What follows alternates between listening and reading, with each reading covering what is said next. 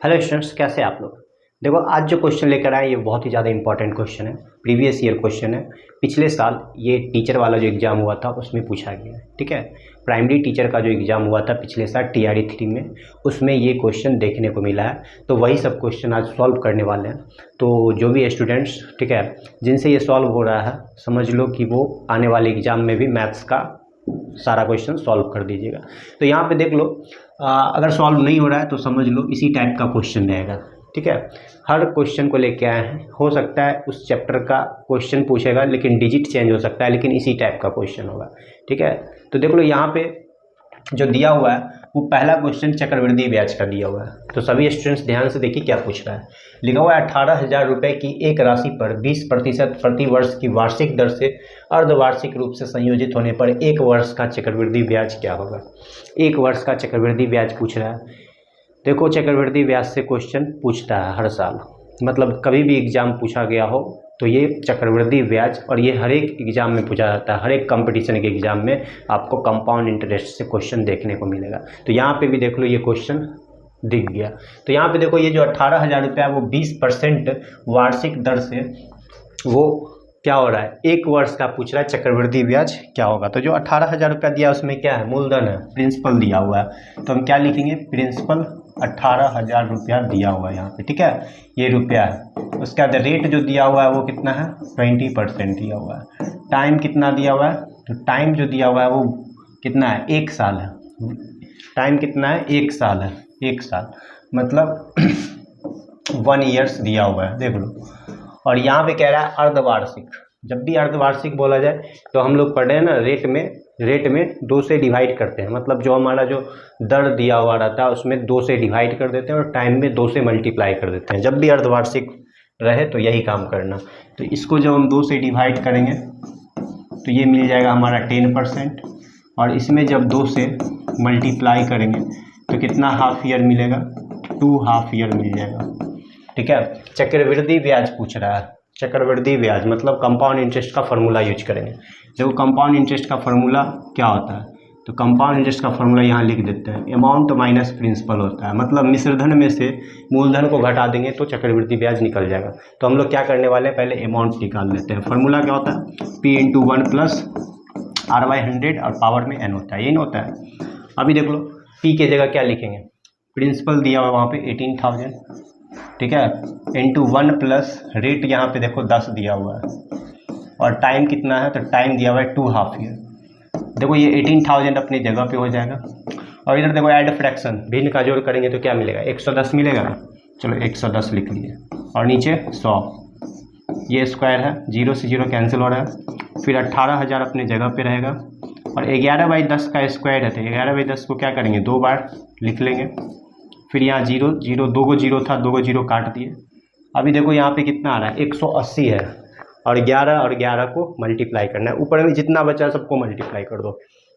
तो ऊपर में बच रहा है हमारा 18 और 11 121, यानी 121 को अगर 18 से मल्टीप्लाई करेंगे तो क्या मिलेगा, 8 दूना 16, 8 9 8 9, 1 एकम 1, 2 एकम 2, 1 0 इसलिए डाले क्योंकि यहाँ 180 था।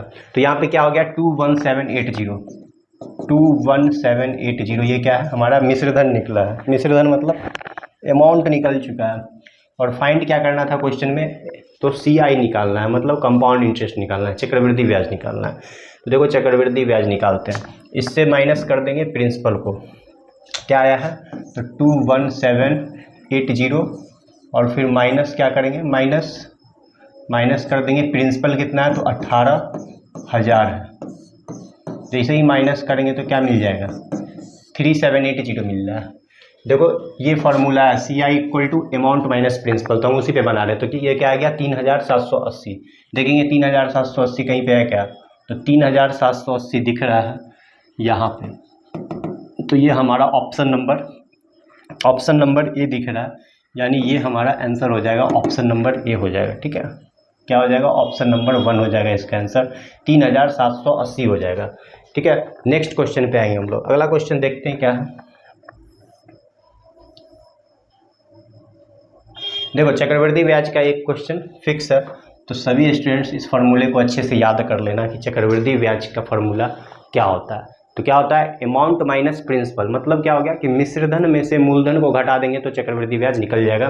तो आराम से ये फॉर्मूला याद कर लो और देखो कैसे बनाया है, समझ में आ गया। जब 6 माही दिया रहे तो क्या करेंगे, रेट को 2 से डिवाइड करेंगे और टाइम को 2 से मल्टीप्लाई कर देंगे। 6 माही रहेगा तो, अगर 6 माही नहीं रहा, वार्षिक रहा तो डायरेक्ट बना देंगे वैसे ही, ठीक है। आगे बढ़ते हैं, नेक्स्ट क्वेश्चन पे आते हैं हम लोग। देखो यहाँ पे लिखा है 4 वर्ष बाद एक माँ अपनी बेटी के उम्र से दोगुने उम्र की होगी, उनके वर्तमान उम्रों का योग 46 है, तो आज बेटी की उम्र क्या है। यहाँ पे 4 वर्ष बाद का बात कर रहा है, यानी 4 वर्ष बाद का बात यहाँ पे कर रहा है, यानी 4 वर्ष पहले जो है कितना एज रहा होगा, तो वो पहले हम लिख लेते हैं, ठीक है। तो यहाँ पे लिख लेंगे 4 वर्ष पहले का एज लिख लेते हैं। तो यहाँ 4 वर्ष पहले का एज क्या होगा बताओ, कह रहा है क्या एक माँ अपनी बेटी की उम्र से दोगुनी, यानी क्या, सबसे पहले तो बेटी का एज लिख लेंगे। बेटी का जो उम्र होगा वो हम x ले लेते हैं, ठीक है। बेटी का उम्र को हम x मान लिए, तो माँ का जो होगा, माँ का उम्र क्या हो जाएगा, 2x हो जाएगा।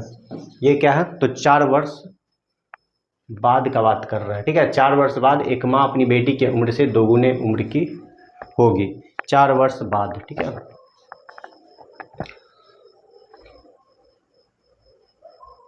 उसके वर्तमान उम्र का योग 46 है, तो आज बेटी की उम्र क्या होगी। यहाँ पे देखो 4 वर्ष बाद है, सॉरी, तो यहाँ पे हम क्या कर लेंगे, 4 वर्ष बाद लिख लेंगे।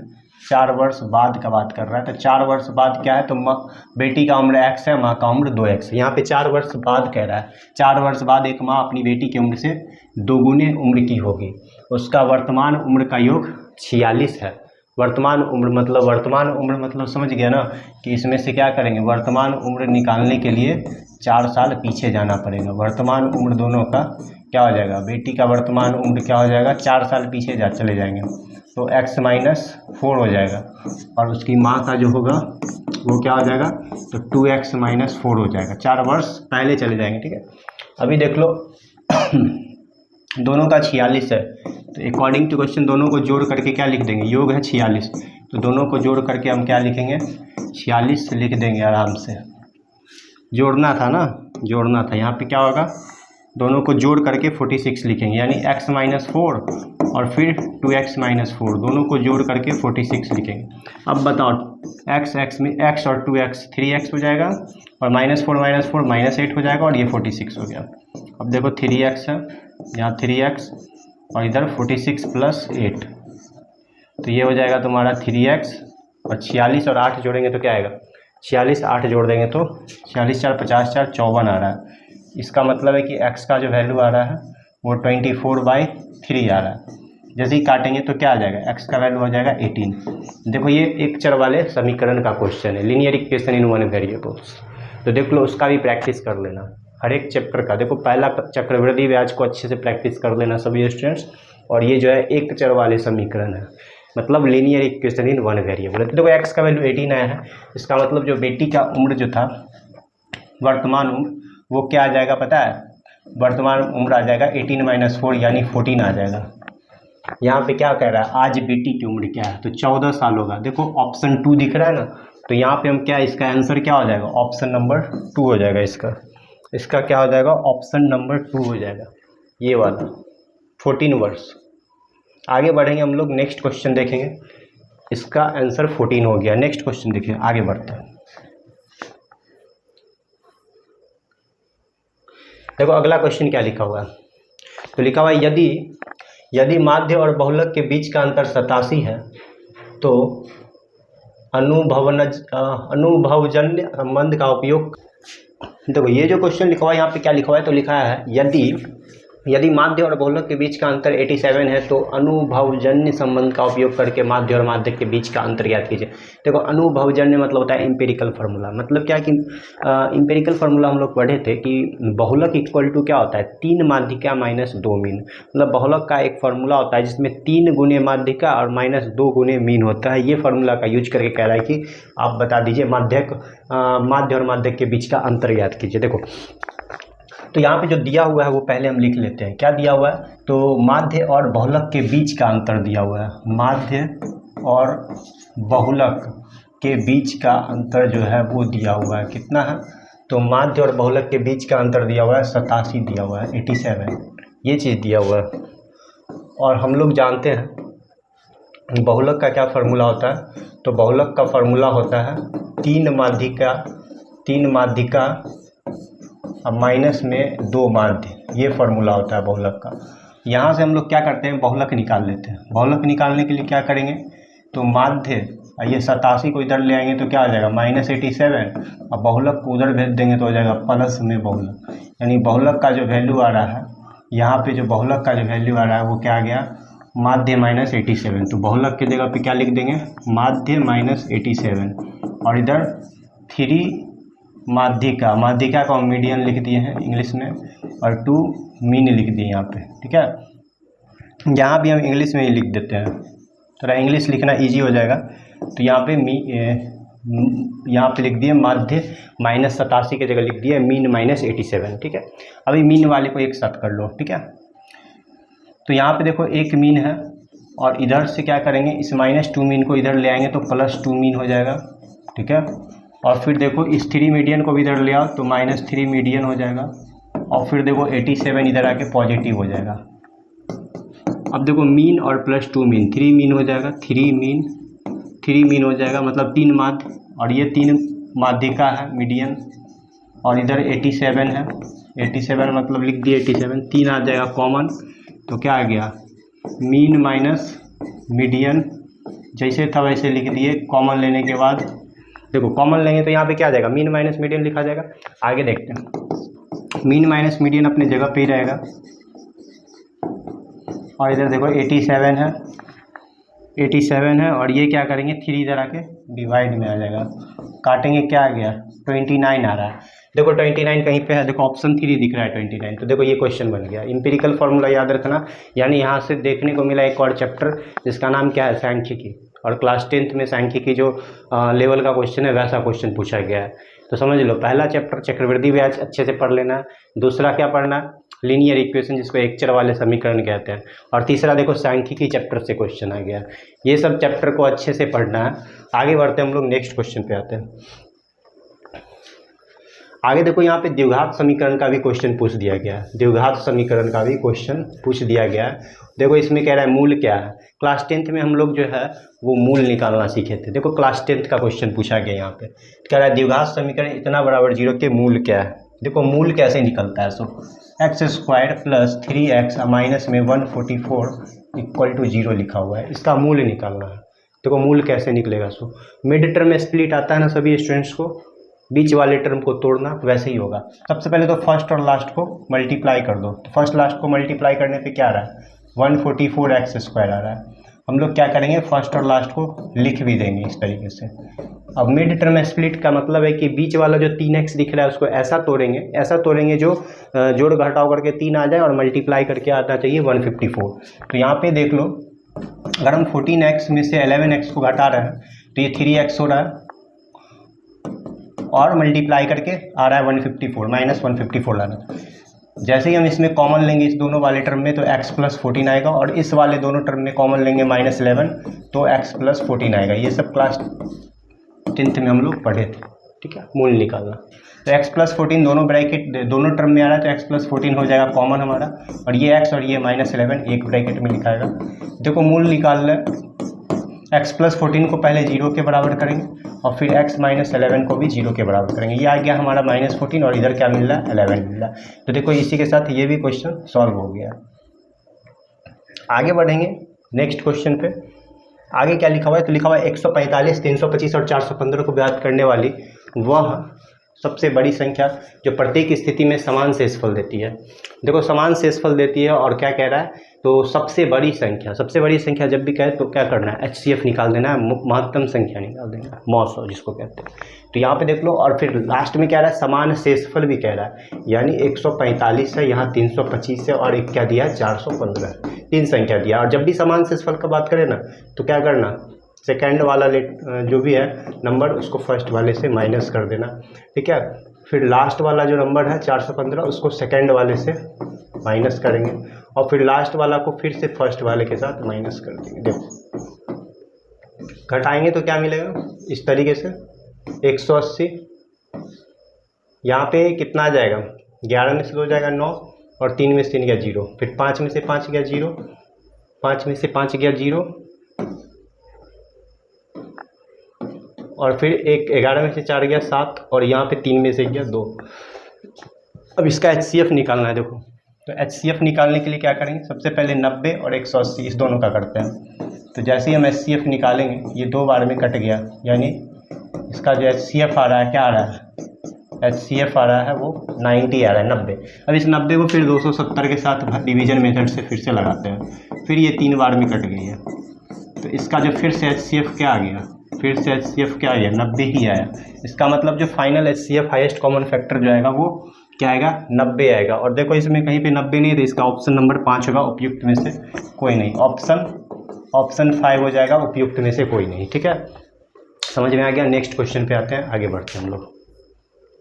लिखा हुआ है यदि ABC सर्वांगसम PQR और ABC angle ABC equal to x + 60, PQR 85 - 4x लिखा हुआ है। और फिर लिखा है RPQ 3x + 63, तो डिग्री में ABC का मान क्या होगा। सबसे पहले तो हम ABC बना लेते हैं। देखो ये A B और C है और इधर हम क्या बनाए हैं तो PQR बना लिए। अब कह रहा है क्या A की जगह पे देखो ABC है ना, ABC ये एंगल है, इसके जगह पे कह रहा है x + 60 है ये। फिर कह रहा है क्या कि PQR कितना दिया है तो 85 - 4x। PQR देख लो क्या है 85 - 4x लिखा हुआ, 85 - 4x। और ये दोनों ट्रायंगल्स कॉन्ग्रुएंट है, मतलब सर्वांगसम है। देखो वो सर्वांगसम का चिन्ह दिया हुआ है, यानी ये जो चैप्टर जो है वो सर्वांगसम वाला क्लास 9th चैप्टर से उठाया गया। इसका कहने का मतलब है कि हम लोग जो एग्जाम देने जाएंगे उसमें देख लो कौन कौन सा चैप्टर आने वाला है। क्लास 10th लेवल तक का क्वेश्चन है, आराम से पढ़ के जाना क्लास 10th तक का। तो यहाँ पे देख लो क्लास 10th का सर्वांगसम से क्वेश्चन आ गया है, ईजी है। और तीसरा जो एंगल दिया है RPQ 3x + 65 दिया हुआ है। RPQ क्या है RPQ ये है 3x, ये क्या दिया है 3x + 65। अभी देखो फिर कह रहा है ABC का मान क्या होगा, ABC ये वाला एंगल का मान क्या होगा। देखो ABC जो है वो इस एंगल के साथ PQR के साथ इक्वल होगा।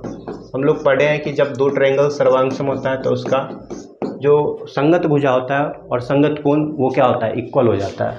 तो यहाँ पे देख लो ABC PQR दोनों क्या है संगत कोण है, तो इक्वल कर दिए। ये क्या है x + 60 है और इधर PQR 85 - 4x।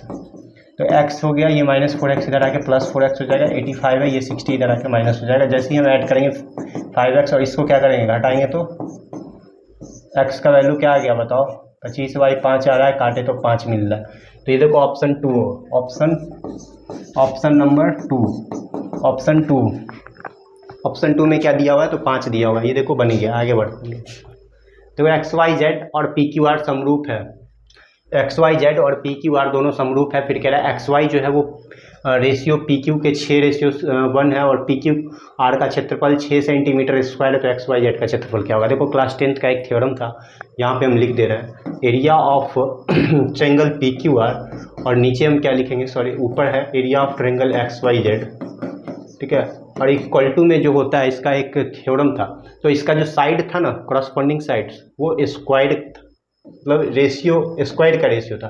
तो स्क्वायर क्या हो जाएगा इसका, तो XY का स्क्वायर और इसका PQ का स्क्वायर हो जाएगा। देखो हमें यही चीज़ निकालना है, एरिया ऑफ XYZ निकालना है, ये चीज़ नहीं पता है। एरिया ऑफ PQR दिया हुआ है कितना, एरिया ऑफ PQR दिया हुआ है यहाँ पे 6 दिया हुआ है, 6 सेंटीमीटर स्क्वायर दिया। तो यहाँ पे हम लोग 6 लिखेंगे इसके नीचे, और XY के जगह पे दिया हुआ है यहाँ पे 6 का स्क्वायर और PQ की जगह 1 दिया हुआ है। देख लो यहाँ पे XY रेशियो PQ 6:1 दिया हुआ है। तो देखो XY की जगह पे 6 डाल देंगे और PQ की जगह 1 डाल देंगे। देखो एरिया ऑफ XYZ निकालना था हमको, इधर क्या आएगा 36 और ये 6 इधर मल्टीप्लाई होके डिवाइड था, उधर जाके मल्टीप्लाई, नीचे में 1 का कोई वैल्यू नहीं, 216 आ रहा है। देखो 216 सेंटीमीटर स्क्वायर है कहीं पे, ऑप्शन ए में है 216, ऑप्शन ए में नज़र आ रहा है 216। तो हम यहाँ पे क्या लिख देंगे ऑप्शन नंबर 1। देखो समझ में आ गया, ये क्लास 10th का थ्योरम था। यानी अगर हमको एग्जाम देने जाना है तो लगता है क्लास 10th तक का मैथ्स पढ़ के जाना होगा, ठीक है सभी स्टूडेंट्स को। पहला चक्रवृद्धि व्यास से था, दूसरा लीनियर इक्वेशन का था, तीसरा जो है स्टैटिक्स का था, चौथा क्या मिला। तो देख लो यहाँ पे सभी को क्वेश्चन को हम दिखा दे रहे हैं। ये देखो स्टैटिक्स के बाद क्या मिल रहा है हमको, द्विघात समीकरण मिल रहा है। फिर देखो HCF एलसीएम वाला जो चैप्टर था वो था। फिर यहाँ पे देख लो ये सर्वांगसम वाला आ गया। और फिर एक ये देखो ये कौन सा है, ये ट्रायंगल है क्लास 10th का, वो क्वेश्चन आ गया है। अभी देखो फिर से एक क्वेश्चन है, लिखा है कि भिन्न के अंश तथा हर 2:3 के अनुपात में यदि अंश से 6 घटाया जाता है तो परिणाम एक भिन्न होता है जिसका मान वास्तविक भिन्न का 2/3 है। वास्तविक भिन्न का अंश ज्ञात कीजिए। अंश ज्ञात करना है, यानी ऊपर वाला जो न्यूमरेटर है वो ज्ञात करना है। देखो अंश को हम क्या करेंगे, अंश को 2x ले लेंगे और हर को ले लेंगे 3x। देखो भिन्न का आंसर रेशियो में दिया हुआ है तो इस तरीके से ले लिए। कह रहा है क्या, यदि अंश से 6 घटाया जाता है, भिन्न लिखना चाहे तो इस तरीके से लिखाएगा। अंश से कह रहा है 6 घटा दिया जाए तो परिणाम जो होता है एक भिन्न होता है जिसका मान वास्तविक भिन्न का 2/3 है। वास्तविक भिन्न क्या है, तो 2x/3x वास्तविक भिन्न था और इसका जो है 2/3 गुना हो जाता है। तो जैसे ही हम 2x - 6 इधर जैसे वैसे लिखेंगे, 3x भी लिखेंगे। इधर सेम से सेम काट दिए, 2 दूना 4 बच रहा है, 3 तिया 9 बच रहा है। अब देखो क्रॉस मल्टीप्लिकेशन कर दो तो 9 को 2 से करेंगे 18x आएगा, 9 को 6 से करेंगे 54 आएगा, 4 को 3 से करेंगे 12 आएगा। फिर देखो 18x और ये 12 इधर आके -12x हो जाएगा और ये 54 अपनी जगह पे। 18 - 12 6 आ रहा है और ये 54 है। तो x का वैल्यू क्या आ जाएगा बताओ, 54/6 करेंगे तो 54/6 करेंगे तो 9 मिलेगा। और ये x का वैल्यू इसमें डाल देंगे अंश वाले में, तो 2 × 9 यानी 18 आ रहा है। 18 किसमें है, ऑप्शन 3 में। देख लो ऐसा बहुत सारा इंपॉर्टेंट क्वेश्चन है जो कि हम सॉल्व करने लगे तो बहुत ज़्यादा लंबा चला जाएगा, यानी 1-2 घंटा लग ही जाएगा। लेकिन हम लोग क्या किए हैं, आज बस इंपॉर्टेंट क्वेश्चन लेके आए थे। इसके बाद देखो यहाँ पे हम जो भी क्वेश्चन लाए थे वो हमारा बोर्ड मास का है। और नेक्स्ट क्वेश्चन देख लो, ये भी जो है वो हल करने वाला क्वेश्चन है। तो देखो इस तरीके का क्वेश्चन जो है आप लोग को पूछा जाएगा नेक्स्ट जो भी एग्ज़ाम है प्राइमरी टीचर वाला उसमें, क्योंकि ये हमारा इस तरीके का क्वेश्चन पूछा जा चुका है पिछले साल प्रीवियस ईयर में। तो देख लो इस तरीके का क्वेश्चन है। और ये हम लोगों को जब भी मतलब ये एग्ज़ाम देना है तो सिर्फ 5, 6, 7, 8 तक ही नहीं पढ़ना है, 10th तक का जो है क्लास 10th का जो 10th तक का है वो पढ़ना पड़ेगा, तब जाके ये एग्ज़ाम का जो है तैयारी पूरा हो पाएगा।